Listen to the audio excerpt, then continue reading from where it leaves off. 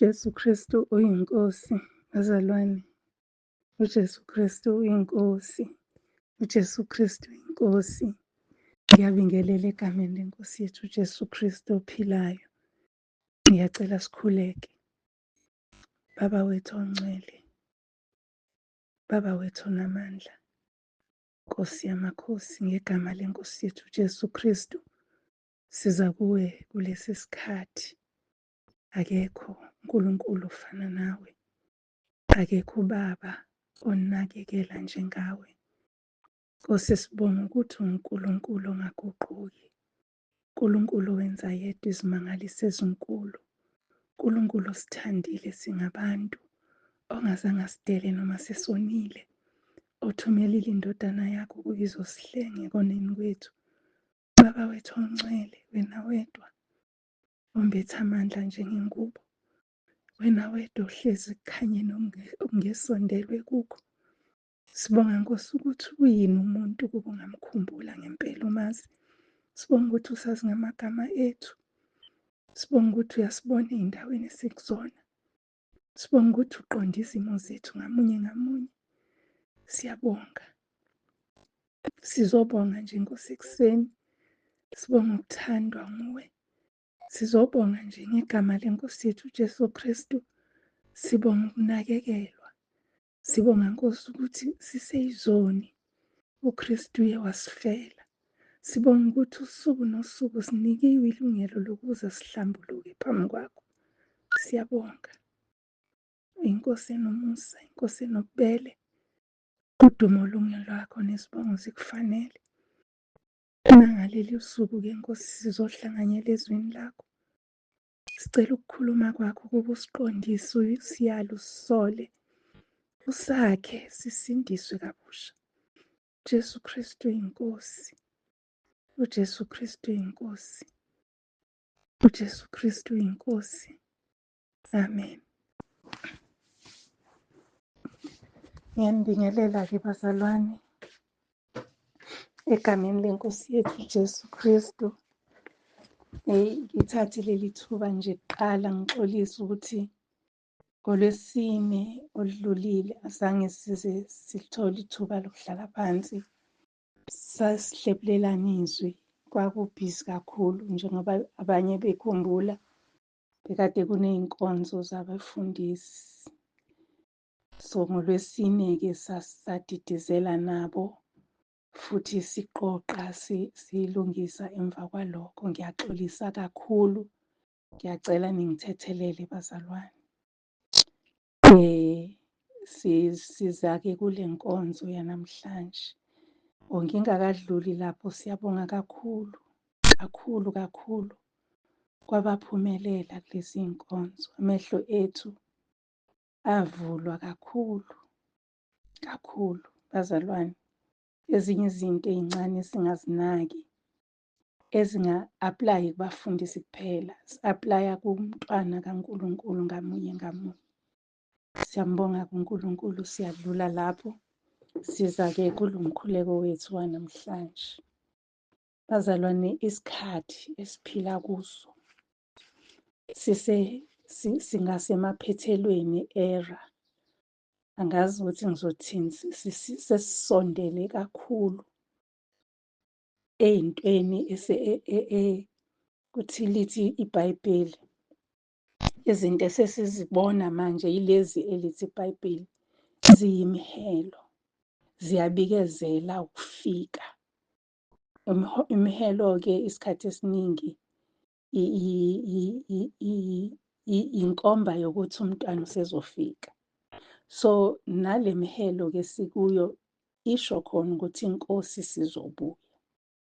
So bazalwane, kumele siqashe, siqaphele, silinde, sithandaze. Angidluleke lapho. Inkonzo yethu-ke noma umkhuleko wethu namhlanje sizofunda izwi esizolithola lapha kumaHebheru chapter 11. Siqale ku-verse 33. Ngisavulile-ke mina. Sofunda-ke amaHebheru chapter 11, siqala ukufunda kuverse 33.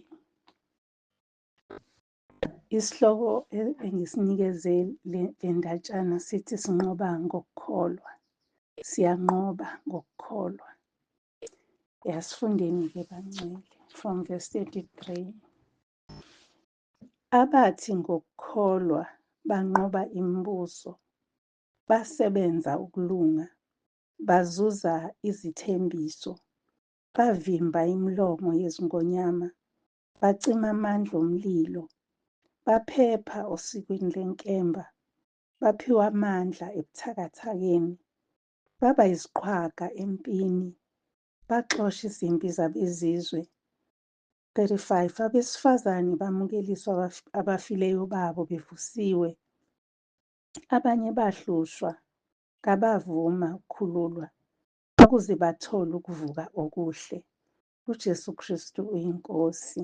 Sizoma nje lapho. uJesu Kristu uyinkosi. Kule ndatshana isihloko nje esikhulu sahluko sithi amaqhawe enkolo esivumelwaneni esisha. Kuyabalulwa-ke amaqhawe yonke le ndawo ukusukela kuverse 1. Thina-ke sizoyithatha laphaya kuverse 33 ukuthi bonke laba ababaliwe la bakholwa nje, banqoba ngokukholwa. Uma ngithatha isimo esikusona thina bazalwane, ngathi ayikho enye indlela esinganqoba ngayo. Sike sakhuluma ngokukholwa kwezinye iy'nkonzo zabesifazane ukuthi kuyini ukukholwa. Sakhuluma kabanzi, angizukuphindela lapho.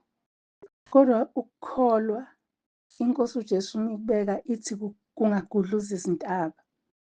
Ngokukholwa nje ungathi kulesi sihlahla simbuleke kuyotshaleka olwandle and kungenzeka. Kusho ukuthi amandla okukholwa makhulu kakhulu, angelinganiswe. Ngoba ukukholwa siyakwabelwa, sabeliwe isilinganiso esifanele sokukholwa, lisho njalo izwi likaNkulunkulu.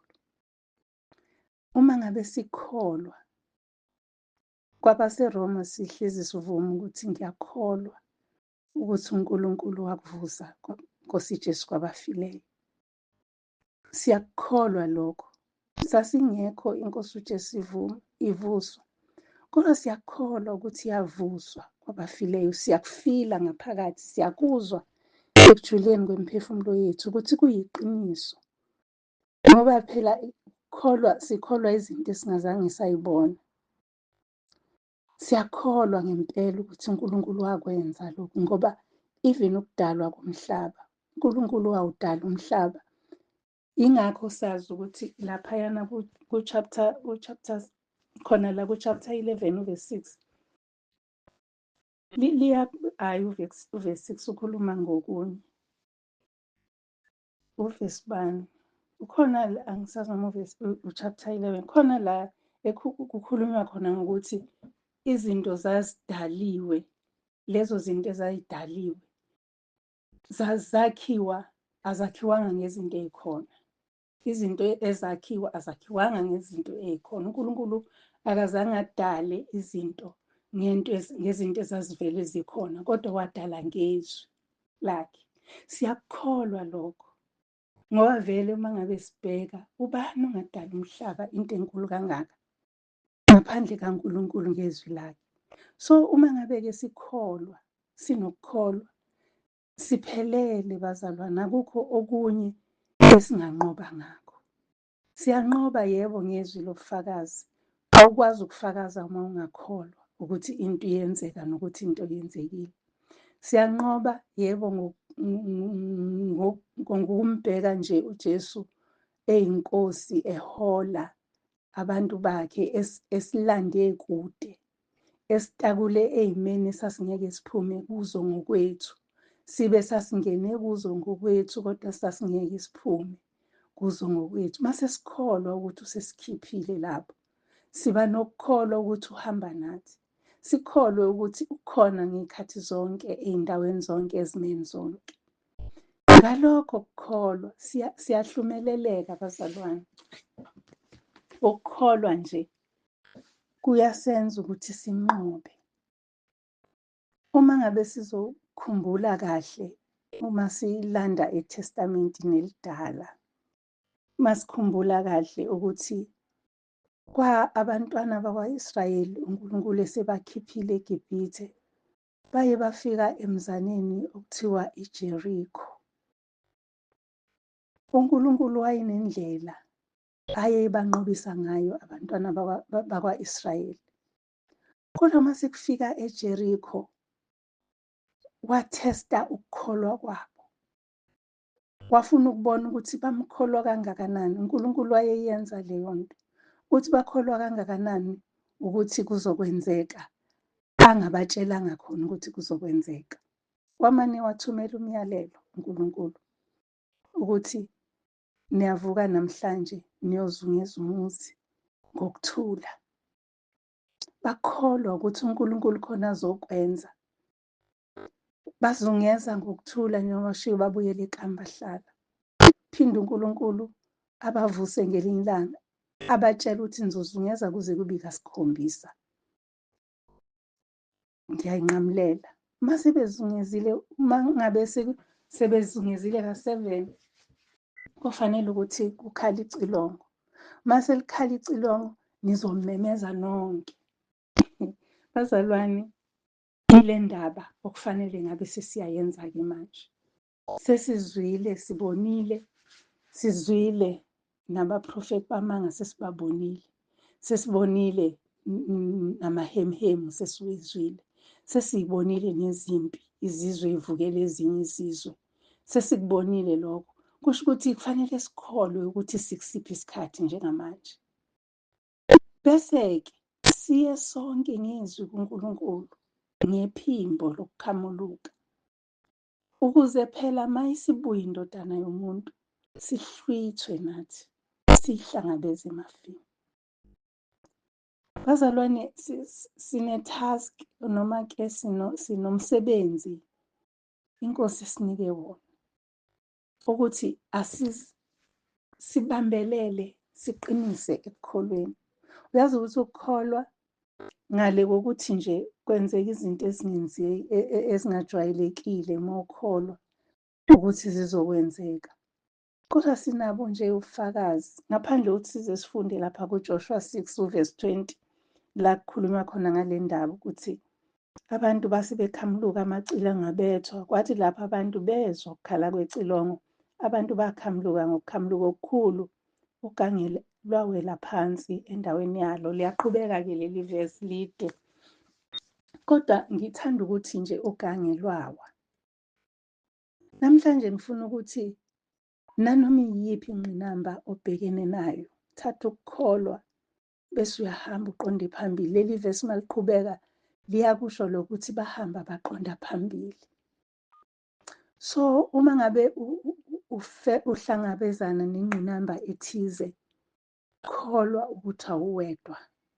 Ukuqala, uJesu unawe, Moya Oyingcwele unawe, uNkulunkulu ukubhekile.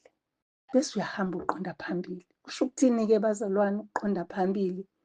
Kusho ukuthi awubanjezelwa yilutho. Lithi iculo masingathiyeki, lithi imithwalo izoba lula. Iyashiywa-ke abazalwane imithwalo, kodwa ekuqaleni uqala uzwe kuba lula kuhambeka. Ushiye konke, bese uhamba uqonde phambili. Bese luyawa udonga, zidilike iy'ndonga.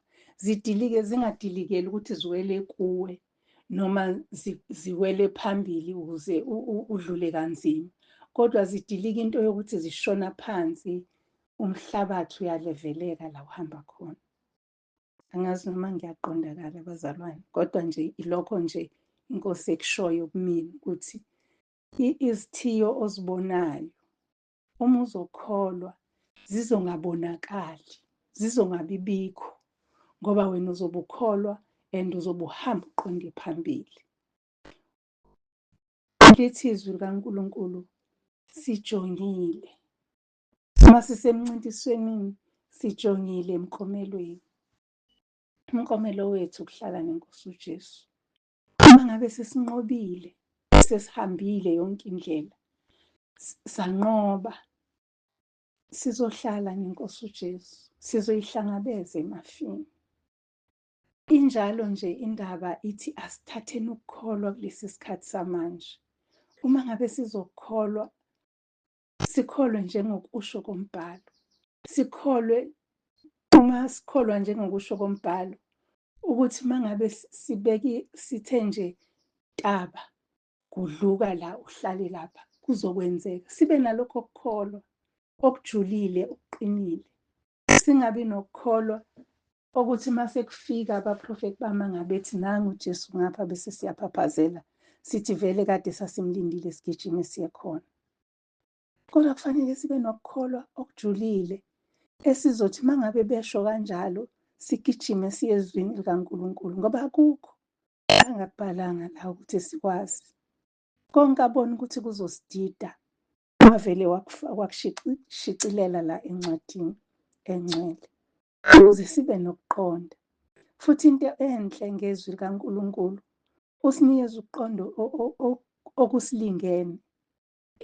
Angeke anginike ukuqonda okujule kakhulu engazi ukuthi ngiwubani, nginokuqonda okungakanani angiphe khona. So thatha lokho uNkosi ekuphe khona, ukholwe, ubambelele ekukholweni, ungadidiseki, uhambe nje ngokuqonda. Uyazi ukuthi uma ngabe sikholwa, ngisho indalo iyathoba. Ngisho into edaliwe uNkulunkulu iyakuthobela uma ukholwa. Ngibheka nje, ngikhumbula indaba kaDavide, engumfana omncane, ezoklebhula umlomo webhubesi ingonyama, ngazi noma ingonyama yibhubesi, into enjalo. Kodwa edwengula emncane, wakholwa nje ukuthi iNkosi nami. Wakholwa nje ilokho, ukuthi hayi le ngizoyidwengula. Nanoma esemi phambi kaGoliyathi, wakholwa nje ukuthi iNkosi ikunikele wena esandleni sami. Ungaba mude ube mkhulu. Ileyo attitude okufanele siye nayo ey'nkingeni zethu. Singene nayo ngokukholwa. Singene ngokukholwa ey'ntweni esibhekene nazo. Ungangeni uthi hhayi usibanibani uzongisiza, hhayi uma ngabe ngihluleka. Ungabi nayo ukuthi uma ngihluleka, ungabi nakho.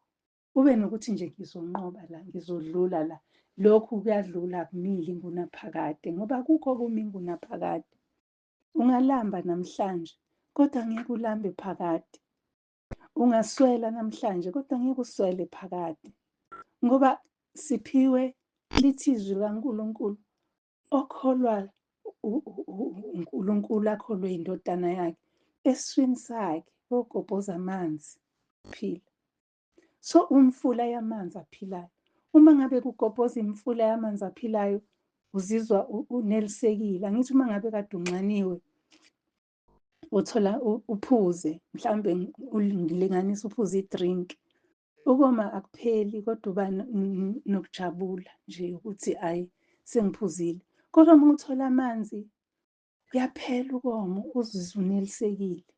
Kangakanani-ke uma isegobhoza kuwe imfula yamanzi aphilayo, izwi likaNkulunkulu lingasanqamuki kuwe, ungasenakho ukuthi usibanibani, usuwazi nje ukuthi iNkosi uJesu, uMoya Oyingcwele, uba uNkulunkulu bakho.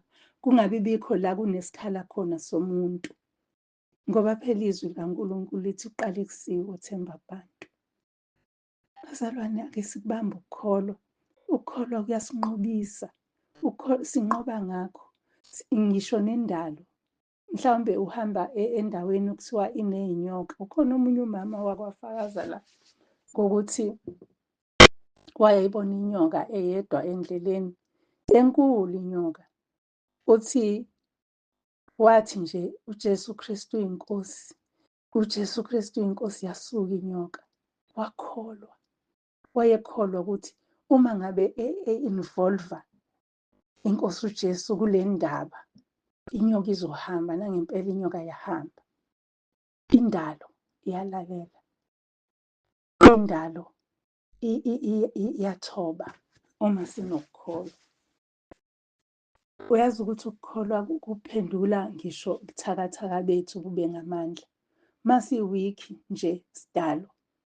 Umuntu okholwayo umbona noma egula, noma ngabe usegula kangakanani, kodwa ebambelele ekukholweni ufica enesmile.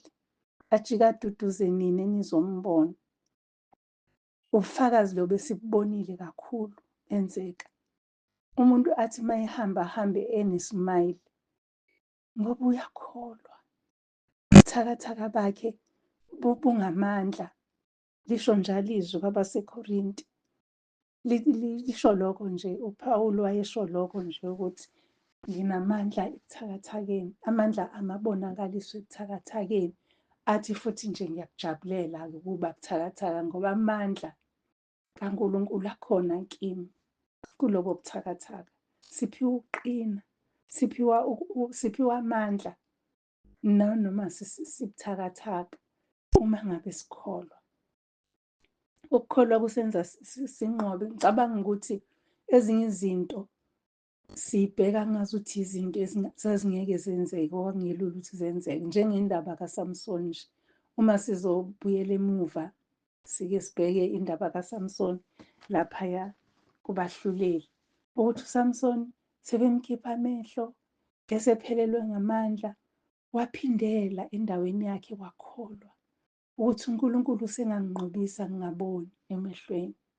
Wakholwa ukuthi uNkulunkulu wami ebengihamba naye konke lokhu uzongenza ukuthi ngiyifeze into ayengithumele yona. uSamson phela sizokhumbula ukuthi thunyelwe ukuzobhubhisa amaFilisti. AmaFilisti kusho ukuthi isizwe nje sasingakaze sibe sihle phambi kwaNkulunkulu.